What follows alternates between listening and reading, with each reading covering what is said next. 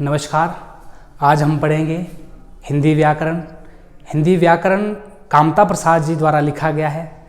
उन्होंने हिंदी के बारे में, हिंदी व्याकरण के बारे में जो तथ्य लिखे हैं उनके बारे में हम बात करेंगे। हिंदी व्याकरण आपके पेपर से हिसाब से अगर हम देखें तो बहुत ज़रूरी है। आप पब्लिक सर्विस कमीशन देखो, हमीरपुर बोर्ड देखो, वहाँ पर हिंदी से संबंधित क्वेश्चन पूछे जाते हैं। तो हिंदी व्याकरण को हम शुरू करते हैं जिस तरह से कामता प्रसाद जी ने हिंदी व्याकरण के बारे में कहा है, उसके हिसाब से हम हिंदी व्याकरण शुरू करते हैं। तो कोई भी भाषा है, भाषा को जब हम प्रस्तुत कर रहे होते हैं, किसी भाषा को जब हम बोल रहे हैं तो भाषा से पहले हमें ज्ञान होना चाहिए कि हम उस भाषा को किस तरह से व्यक्त करेंगे। तो भाषा को व्यक्त करने के लिए फॉर एग्जांपल अगर हम बात करें किसी भाषा के बारे में, अगर मैं बात करूं कि मुझे फ्रेंच आती है, फ्रेंच के बारे में बात करूं, अगर मैं उस भाषा को ना बोलूं, ध्वनि ना निकालूं, तो कैसे पता चलेगा कि ये एक भाषा है। तो भाषा को जानने के लिए सबसे पहले जो हमें ज़रूरत होती है वो होती है ध्वनि की। ध्वनि का होना बहुत ज़रूरी है किसी भी भाषा को जानने के लिए, समझने के लिए। मतलब अगर ध्वनि ना आए तो किस तरह से हमें पता चलेगा कि ये भाषा है, भाषा नहीं है।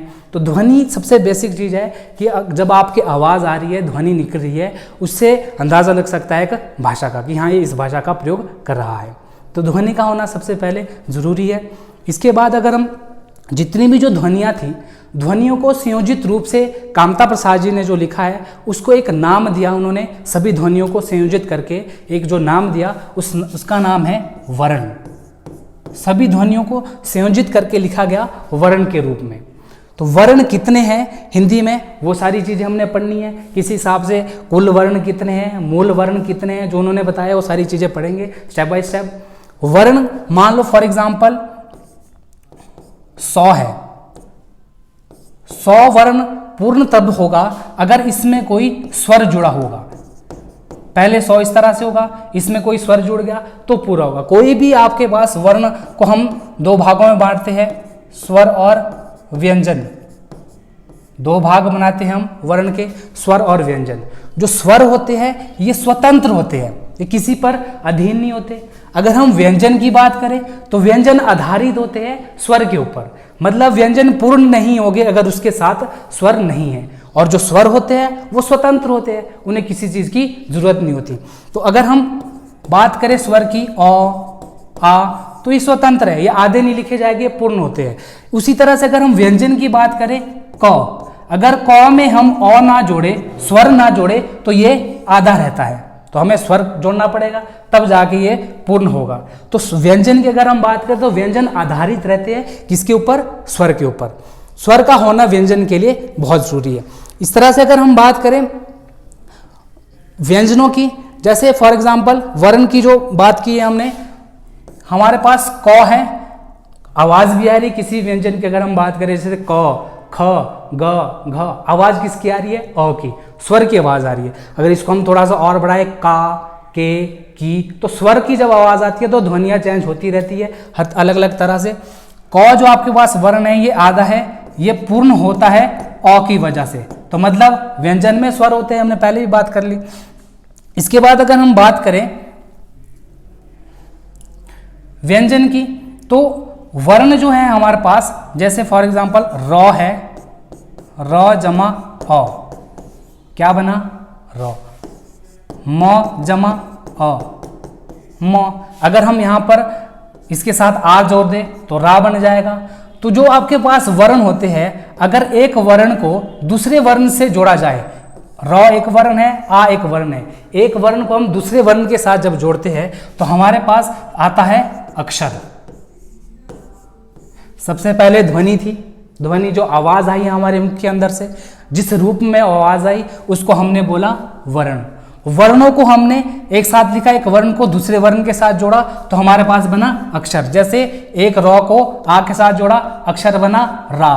म को अ के साथ जोड़ा, अक्षर बना म। एक चीज ध्यान में रखना कि जो स्वर होते हैं, स्वर सारे अक्षर में काउंट होते हैं, अक्षर में। और व्यंजन आपके वर्ण में रहते हैं तब तक जब तक इसमें स्वर नहीं जुड़ते। स्वर अक्षर में ही काउंट होते हैं। व्यंजन कब अक्षर बनेंगे, जब उसमें कोई स्वर वर्ण जुड़ेगा। या कोई भी एक वर्ण जब दूसरे वर्ण के साथ जुड़ता है तो उससे क्या बनता है, अक्षर। जैसे हमने यहाँ पे जोड़ा, रॉ के साथ आ जोड़ा, रा बना, मौ के साथ औ जोड़ा, मौ बना। तो ये हमारे पास ये अक्षर है, ये भी अक्षर है। अगर हम अक्षर अक्षर को जोड़ते हैं, रा जमा मौ, एक अक्षर हमने यहां से लिया, एक अक्षर हमने यहां से लिया, रा और मौ क्या बनता है, राम। तो मतलब अक्षर और अक्षर मिलकर क्या बनाएंगे, शब्द। अक्षर अक्षर के योग से क्या बनता है, शब्द। एक बार फिर से समझेंगे। सबसे पहले ध्वनि थी, जो आवाज आई, उस आवाज को किस रूप में लिखा गया, वर्ण के रूप में। वर्ण को जोड़ा, एक वर्ण को दूसरे वर्ण के साथ जोड़ा तो अक्षर बना, अक्षर को दूसरे अक्षर के साथ जोड़ा तो शब्द बना। अगर हम इसको सीक्वेंस में लिखते हैं, शब्दों को, जो हमारे पास शब्द बने थे उसको हम लिखते हैं। जैसे कि एक शब्द हमारे पास है राम, इसी तरह से एक शब्द हमारे पास बनेगा स्कूल, और एक शब्द बनेगा जाता, एक सहायक हम इसमें जोड़ देते हैं है। एक शब्द, दूसरा शब्द, तीसरा शब्द।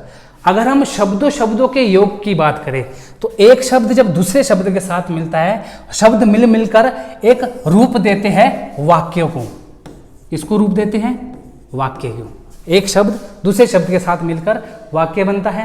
पर इसमें एक चीज आपने ध्यान में रखना है कि जब शब्द अकेला होता है, स्वतंत्र होता है, तो ही वो शब्द कहलाता है। जब वो दूसरे शब्द के साथ जुड़ता है, एक शब्द जब दूसरे शब्द के साथ जुड़ता है और एक वाक्य का निर्माण करता है, पर उस वाक्य में जब हम देखते हैं तो हम इसको इस तरह से नहीं पढ़ते कि इसमें ये शब्द है, दो शब्द है, तीन शब्द है। जब वो वाक्य के रूप में शब्द आ जाता है तो उसे हम कहते हैं पद। अर्थात जब राम अकेला था तो ये शब्द था, और स्कूल अकेला था तो क्या था, शब्द था। जब हमने इसको इकट्ठा लिखा, राम और स्कूल इकट्ठा लिखा, और उसने एक रूप दिया वाक्य का, राम स्कूल जाता है, वाक्य का रूप दिया। पर जब हम इस वाक्य में इनको पढ़ेंगे, इकट्ठा पढ़ेंगे राम और स्कूल को, तो इसको हम कहते हैं पद। जब अकेला था, स्वतंत्र था, तो उसको हमने कहा शब्द। जब वाक्य के रूप में जुड़ा तो उसको हमने कहा पद। शब्द और पद थोड़ा सा फर्क है कि शब्द होगा जो स्वतंत्र रहेगा, पद होगा जब एक शब्द दूसरे शब्द के साथ लिखा जाएगा तो पद बनेगा। तो पद की सहायता से हमारे पास वाक्य बन रहा है, शब्द की सहायता से भी, पद की सहायता से भी। अब यहां पर अगर हम वाक्य की बात करें, राम स्कूल जाता है, हमारे पास ये वाक्य आया सामने। अब इस वाक्य को जब हम देखते हैं तो इससे हमें एक भाषा का ज्ञान प्राप्त होता है। जैसे हमने शुरू में पढ़ा था कि भाषा के लिए सबसे पहले क्या चीज होनी चाहिए, ध्वनि। ध्वनि किस रूप में आई, उसको वर्ण कहा, वर्ण को हमने जोड़ दिया, उससे अक्षर बना, अक्षर को, एक अक्षर को दूसरे अक्षर के साथ जोड़ा, शब्द बना, एक शब्द को दूसरे शब्द के साथ जोड़ा तो पद के रूप में लिखे गए। पर उन्होंने निर्माण किया वाक्य का, लिखे पद के रूप में गए पर निर्माण किसका हुआ, वाक्य का। वाक्य हमारे पास बना राम स्कूल जाता है, राम स्कूल जाता है, एक वाक्य बना। वाक्य से हमें पता चला कि ये क्या है, एक भाषा है। इससे हमें एक भाषा का ज्ञान हो गया कि ये क्या बना, एक भाषा। राम स्कूल जाता है, हो सकता था यहाँ से, यहाँ पे अगर हम इंग्लिश की बात करें, हिंदी की बात है, इंग्लिश में हो सकता था राम गो टू स्कूल, तो उससे भी हमें एक भाषा का ज्ञान प्राप्त होना था। पर यहाँ पर हम हिंदी पढ़ रहे हैं तो हिंदी में हमने राम स्कूल जाता है इस तरह से वाक्य बनाया, उसने हमें ज्ञान दिया भाषा का। तो भाषा कौन सी आई, हिंदी। तो ये आपका हिंदी विषय है। इस तरह से जो हिंदी में भाषा से बाद जो एक भाषा हमारे पास हिंदी की आई तो ये हिंदी विषय हो गया। हिंदी से संबंधित इतने ही टॉपिक है। इन टॉपिकों को हम स्टेप बाय स्टेप इसके बारे में बात करेंगे। वर्ण के बारे में बात करेंगे कि वर्ण के दो भेद है, स्वर व्यंजन, अक्षर के बारे में, पद के बारे में, शब्द के बारे में, हर चीज के बारे में स्टेप बाय स्टेप हम बात करेंगे। तो आज के लिए इतना ही।